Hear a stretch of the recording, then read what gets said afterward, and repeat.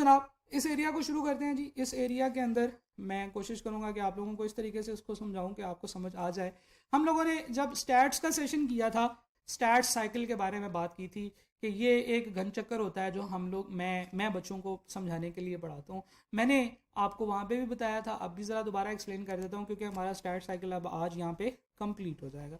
Stat cycle में हम लोगों ने बात की थी कि अगर हम लोग किसी भी पॉपुलेशन के बारे में कोई भी पैरामीटर फाइंड आउट करना चाहें तो हम लोगों के लिए एक प्रैक्टिकल डिफ़िकल्टी होती है, और वो ये है कि पॉपुलेशन का जो साइज़ है जिसे हम कैपिटल एन से रिप्रेजेंट करते हैं वो बहुत बड़ा हो सकता है। फॉर एग्जांपल हम लोगों ने बात की कि पाकिस्तान के अंदर क्यूएम के बच्चों की एवरेज एज, या हम लोग ये बात कर रहे हैं कि क्यूएम के बच्चे कितना ट्रैवल करते हैं to reach their office on daily basis, reach their college on daily basis. तो हम लोग जो है ना, एक तरीका तो ये है कि हम उन तमाम बच्चों से फ़ोन करके पूछेंगे भाई बताएं आप कितना ट्रैवल करते हैं, वो हमें अंदाज़न बताया कि जी मैं इतना ट्रैवल करता हूँ, और आप लोग जो है ना उन सब वैल्यूज़ को ऐड करें और 5000 से डिवाइड करें, you will get the average distance travelled by each student, right? Okay. लेकिन हम लोग फॉर एग्जांपल पैरामीटर से मुतालिक हम लोग एक और चीज़ फाइंड आउट करना चाहते हैं, हम पॉपुलेशन से मुतालिक मीन फाइंड आउट करना चाहते हैं। तो पॉपुलेशन का जो मीन होगा वो समेशन एक्स यानी कि तमाम वैल्यूज़ को ऐड करने के बाद उसको नंबर ऑफ वैल्यूज से डिवाइड करने से आएगा। तो this should be the formula of mean. Population का मीन अभी हम लोगों ने डिस्कस भी किया कि एवरेज कैसे फाइंड करेंगे, तमाम वैल्यूज़ को हम लोग ऐड करेंगे और डिवाइडेड बाय एन करेंगे, राइट? इसी तरीके से और भी बहुत सारे पॉपुलेशन के पैरामीटर्स होते हैं। पॉपुलेशन की स्टैंडर्ड डेविएशन फाइंड आउट करते हैं जिसे हम सिग्मा से रिप्रेजेंट करते हैं। ये ऐसा एक साइन होता है, ठीक है जी, और इस सिग्मा के साइन को हम लोग स्टैंडर्ड डेविएशन कहते हैं, राइट? इसी तरीके से हम लोग आगे चलते हैं, इसमें पॉपुलेशन के प्रोपोर्शंस की बात करते हैं। प्रोपोर्शंस आर द पैरामीटर्स जो कि शायद आपने अभी पहली दफ़ा देखे हैं, राइट? प्रोपोर्शन क्या होता है कि पॉपुलेशन के अंदर दो चीज़ों की रेशो क्या है। फॉर एग्जांपल पाकिस्तान के अंदर या ये जो क्यूएम की पॉपुलेशन है इसकी अगर हम बात करें तो क्यूएम की पॉपुलेशन में जेंडर रेशो क्या है, मेल कितने हैं और फीमेल कितने हैं, ठीक है जी? हम लोग कहते हैं कि जी मेल हैं जी 60%, फीमेल हैं जी 40%।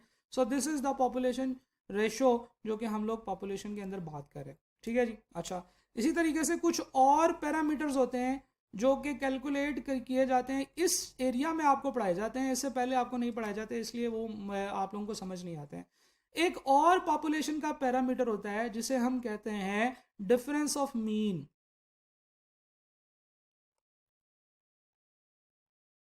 इसे हम μ1 माइनस μ2 से रिप्रेजेंट कर सकते हैं। एक और पैरामीटर का पॉपुलेशन का पैरामीटर होता है जिसे हम कहते हैं डिफरेंस ऑफ प्रोपोर्शंस। इसको हम capital P1 minus capital P2 कहते हैं। बहरहाल ये क्या चीज़ें होती हैं इसको भी बड़ी डिटेल से हम लोग देखेंगे, लेकिन हम लोग ज़रा स्टैट साइकिल पे वापस आते हैं। स्टैट साइकिल में हम लोग बात कर रहे थे, हम लोगों ने स्टैट्स में भी पढ़ा जब हमने शुरू किया कि जनाब देखें क्योंकि पॉपुलेशन बहुत बड़ी होती है, इस पॉपुलेशन का कोई भी पैरामीटर फाइंड आउट करना फिर इतना ईजी नहीं होता जितना हमें लग रहा होता, राइट? हमें हर बंदे से पैसे चीज़ें पूछनी है, तो हम लोग बजाय इसके कि इसका पैरामीटर डायरेक्टली कैलकुलेट करें, कोई भी पैरामीटर पॉपुलेशन का हम लोग डायरेक्टली कैलकुलेट करने की बजाय एक इनडायरेक्ट अप्रोच लगाते हैं, जो अप्रोच हम अपनी ज़िंदगी में भी बहुत सारी जगहों पे लगाते हैं। तो जनाब पॉपुलेशन का पैरामीटर फाइंड आउट करना एक डिफ़िकल्ट प्रोसेस है क्योंकि इसमें बहुत ज़्यादा टाइम लगता है। कभी कभार जो पॉपुलेशन जो आप जो फाइंड आउट करते हैं उसको यूज़ करते हैं, जब आप उसमें से कोई रिजल्ट निकालते हैं तो वो यूज़ हो जाती है। तो हम लोगों ने फिर एक इनडायरेक्ट अप्रोच निकाली। हमने कहा कि पॉपुलेशन से सिलेक्ट करते हैं एक सैंपल और उस सैंपल के स्टैटिस्टिक्स फाइंड आउट करते हैं, ठीक है जी? सैंपल का निकालते हैं स्टैटिस्टिक,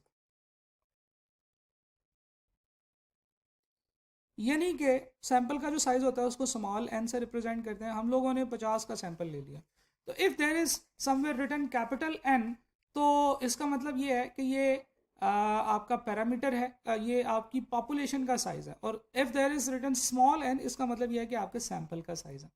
तो आपने पॉपुलेशन से सैंपल निकाला, सैंपल का साइज था 50, इसके अंदर से आप इसके स्टैटिस्टिक्स निकाल सकते हैं। फॉर एग्जांपल आप सैंपल का मीन निकाल लें जिसे एक्स बार से रिप्रेजेंट करते हैं, जिसका formula summation X over N है, स्मॉल एन। हम सैंपल की स्टैंडर्ड डेविएशन निकाल लें जिसे हम एस डी कहते हैं।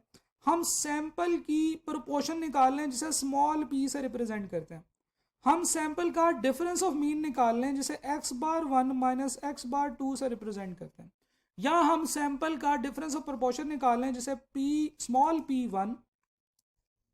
Small p1 minus small p2 से रिप्रेजेंट करते हैं, राइट। पॉपुलेशन का पैरामीटर हम लोग नहीं निकाल सकते थे क्योंकि हमने कहा कि पॉपुलेशन का पैरामीटर साइज में बहुत बड़ा होता है। नंबर 2, हम लोगों ने ये बात की कि कभी कभार जब हम पॉपुलेशन को उसको फाइंड आउट करते हैं, उसके अंदर से कोई चीज़ फाइंड आउट करते हैं तो वो पॉपुलेशन का वो आइटम कंज्यूम हो जाता है। नंबर 3, हम लोगों ने ये बात की कि ये बहुत ज़्यादा टाइम कंज्यूमिंग हो सकता है, पैसे लग सकते हैं। नंबर 4, अगर हम ये बात करें कि जनाब जो भी पॉपुलेशन के अंदर आइटम्स होती है वो ओवरऑल पॉपुलेशन के ट्रेंड्स को फॉलो कर रही होती हैं, तो इट इज़ सेफ कि अगर हम उसमें से एक सैंपल निकाल लें और उस सैंपल के ऊपर कैलकुलेशन कर लें। ये गलत अप्रोच नहीं होगी, हम जिंदगी में बहुत सारी दफ़ा करते हैं, राइट। अच्छा, हम लोगों ने सैंपल का स्टैटिस्टिक निकाल लिया और सैंपल के स्टैटिस्टिक से पॉपुलेशन का पैरामीटर निकाल लिया, राइट। अच्छा, तो जनाब पॉपुलेशन से सैंपल सेलेक्ट करने को हम लोग कहते हैं sample selection, right. Sample selection, कैसे हमें एक गुड सैंपल सिलेक्ट करना चाहिए। एक अच्छा सैंपल सिलेक्ट करेंगे तो जो आपके रिजल्ट्स आएंगे वो अच्छे होंगे। एक रिप्रेजेंटेटिव सैंपल सेलेक्ट करेंगे, रिप्रेजेंटेटिव सैंपल सेलेक्ट करेंगे तो फिर जनाब आपका जो आंसर आएगा, जो सैंपल का आंसर आएगा वो भी अच्छा होगा, क्योंकि हमने सैंपल के रिजल्ट से पॉपुलेशन के पैरामीटर का रिजल्ट एस्टीमेट करना है। तो जनाब बजाय इसके कि हम पॉपुलेशन से पॉपुलेशन का पैरामीटर फाइंड आउट करें, हम लोग ये साइकिल चलाते हैं। हम कहते हैं कि पॉपुलेशन से निकालें सैंपल, सैंपल से निकालें सैंपल के स्टैटिस्टिक्स, और सैंपल के स्टैटिस्टिक्स से एस्टीमेट करें पॉपुलेशन का parameter, right. So this is the complete circle of stats, जिसकी वजह से हम लोग स्टैट्स को यूज करते हैं कि क्योंकि पूरा का पूरा पॉपुलेशन का पैरामीटर फाइंड आउट करेंगे तो ये वाला जो रूट है ये हमारे लिए एक्सपेंसिव है, ये वाला रूट हमारे लिए टाइम कंज्यूमिंग है, ये वाला रूट आइडियल नहीं है।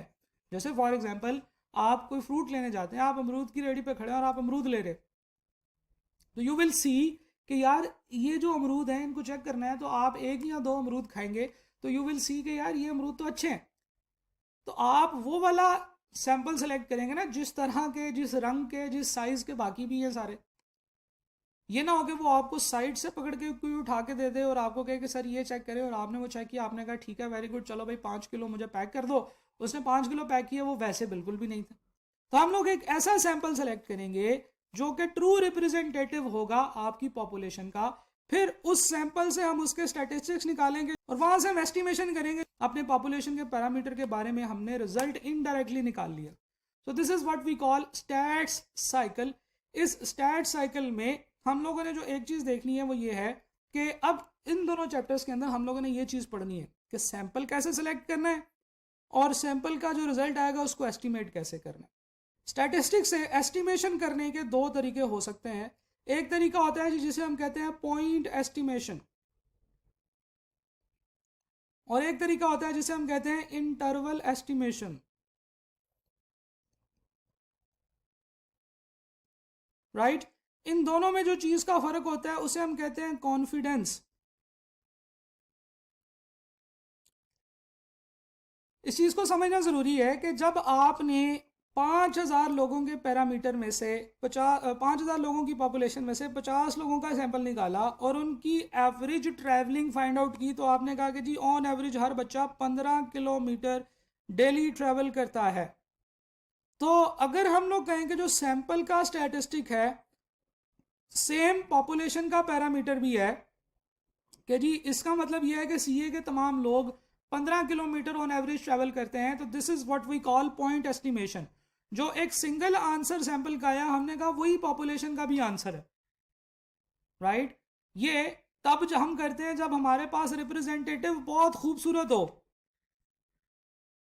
जब हमें कंफर्म हो कि हमने जो रिप्रेजेंटेटिव सेलेक्ट किया है वो बड़ा ही एक्यूरेट है, वो कंप्लीटली जो है ना वो प्रेजेंट कर रहा है। अब एग्जैक्ट या गुड या ट्रू रिप्रेजेंटेटिव जो सैंपल होता है उसकी एक एग्जांपल मैं आप लोगों को देने लगा हूं। देखें, आप लोग ये फाइंड आउट करना चाहते हैं कि आपके खून के अंदर रेड ब्लड सेल्स कितने, तो इसको फाइंड आउट करने का तरीका तो ज़्यादा जो अप्रोप्रिएट होगा वो ये होगा कि आप खून के अंदर से तमाम ब्लड, जिस्म के अंदर से तमाम ब्लड बाहर निकालें, उसके अंदर से 1 बाय 1 तमाम रेड सेल्स काउंट कर लें और उसके बाद एक रिपोर्ट लिख दें। लेकिन रिपोर्ट फिर किसको देंगे? बंदा तो फौत हो चुका होगा जब उसका आप ब्लड सारा निकाल लेंगे। तो हम लोग एक सैंपल निकालते हैं, लेकिन मज़े की बात यह है कि वो सैंपल इतना ज़्यादा बॉडी में मिक्स हुआ होता है कि एक सैंपल, एक थोड़ी सी जो सिरिंज के अंदर आप ब्लड निकालते हो, उसके अंदर जो ब्लड होता है वो एक ट्रू रिप्रेजेंटेटिव है आपकी पूरी बॉडी के अंदर मौजूद तमाम ब्लड का। तो जब आप ब्लड निकालते हो आप उसमें देखते हो कि जनाब दिस इज़ ट्रू रिप्रेजेंटेटिव, तो हम लोग कहते हैं जी रेड ब्लड सेल्स जो है ना वो कितने हैं जी? वो हैं जी 9.2 है। तो इसका मतलब ये है कि पूरे के पूरे ब्लड में 9.2 है। एग्जैक्ट जितना सैंपल का आंसर आया उतना ही पॉपुलेशन का आंसर आया। क्यों? क्योंकि आपका ये जो सैंपल था ये बड़ा ही ट्रू रिप्रेजेंटेटिव था। आपने दीवार पे पेंट करना है, पेंटर ने मिक्स किया है एक बोतल के अंदर और वो आपको दीवार पे थोड़ा सा लगा के दिखा रहा है, कह रहा है सर ये चेक करें ऐसा आएगा। तो आपको यकीन हो जाना चाहिए कि बिल्कुल वैसा ही पूरी दीवार पे आएगा। अगर पूरे घर में करेंगे तो वैसा ही पूरे घर में आएगा। क्यों? क्योंकि वो जो थोड़ा सा उसने लगाया है वो ट्रू रिप्रेजेंटेटिव है, क्योंकि वो प्रॉपरली मिक्स है, राइट? तो इस तरीके से जब आपका सैंपल बहुत अच्छा होता है, ट्रू रिप्रेजेंटेटिव होता है, तो फिर आपका जो इंटरवल जो एस्टिमेशन है वो पॉइंट एस्टिमेशन आप कर सकते हैं।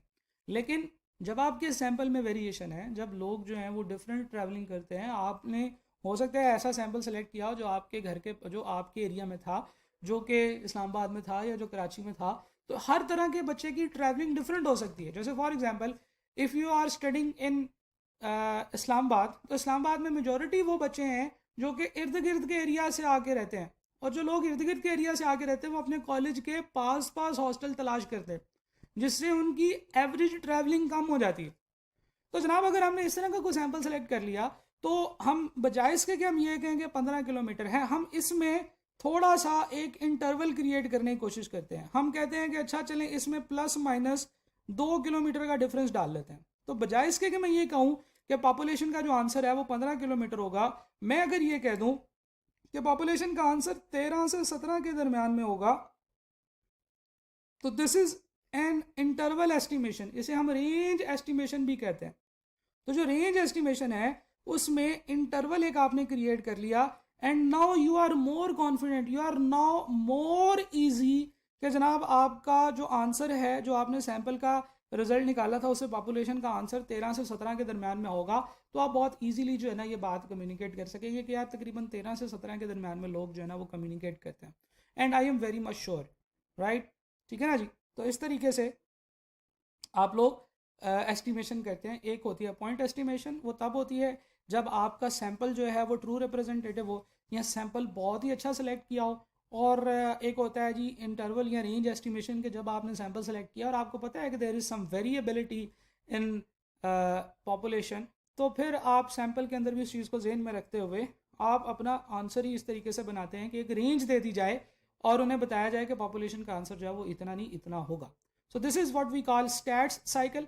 इस स्टैट साइकिल में अगर किसी का कोई सवाल है, और अगर ख़बरदार अगर किसी ने कोई और सवाल पूछा सिर्फ इस टॉपिक से मुतालिक अगर किसी का कोई सवाल है तो आप पूछ सकते हैं। तो जनाब मेनली इस एरिया में हमने यही दो चीज़ें देखनी है कि एक तो अच्छा सैंपल कैसे सेलेक्ट किया जाए, और जब आप सैंपल सेलेक्ट कर लें तो कैसे एस्टिमेशन उसकी बेस पे की जाए। और मेजॉरिटी केसेस में पॉइंट एस्टिमेशन तो हमने डिस्कस कर ली कि जो सैंपल का आंसर आया वही अगर पैरामीटर का आंसर आया तो this is what we call point estimation. और इस पॉइंट एस्टिमेशन में आगे और कोई चीज़ मजीद डिस्कशन नहीं है। हाँ, इंटरवल एस्टिमेशन एक ऐसी चीज़ है जिसको इंशाल्लाह समझने की ज़रूरत है। मैं इंशाल्लाह आपको एक ऐसे तरीके से समझाऊंगा कि आपको इससे तमाम रेलिवेंट चीज़ें जो है ना वो समझ आ जाएंगी, और फिर उसके बाद इंटरवल एस्टिमेशन से मुतालिक जितने भी सवाल हैं वो भी आप कर सकते हैं। ठीक है जी? एक बच्चे ने कहा सर सैंपल गलत भी हो सकता है जो हम सेलेक्ट करें। जी बिल्कुल, there is always a chance कि सैंपल गलत हो सकता है, लेकिन इस चांस की बेस के ऊपर हम मज़ीद बेहतर करने की कोशिश करते हैं अपनी कैलकुलेशंस को। इस चांस को हम अपनी कैलकुलेशन में डालते हैं।